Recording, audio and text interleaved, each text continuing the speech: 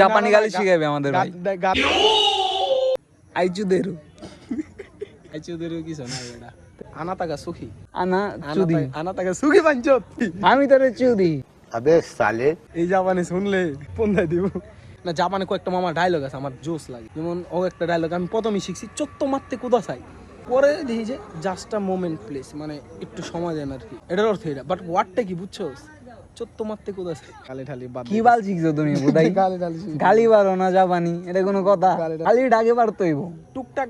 তো তুই দরজে তুই আইটা যাইতেছস, জাপানি কোন গাড়ি এলা তোর একটু হালকা মাইরা দিছে, তা তুই কি করবি? খানকির বলা কয়ে তো লাভ পাবি না। আঙ্কির বলা কইলে তো ফিল পাবো বেটা, नाइस ফিল পাবি তুই, কাম তো হইব না। মনে করি সুনাম করতেছে, আর ওই ভাষায় কোনো গালি দিতে হইব। গালি ঠালি শিখুম তোর আমি শিখতে গালি হবে। শিখা পাঠামু না। শুরুতে শিখার কিউরিসিটি আইছিল বুঝছিস মামা, ভাবছি যে শিখুম ঠিক পরে আর টাইমই হয়নি, মানে খেয়ালই আসলো না। বাংলা গাইল দিয়ে তো কুল পাই না।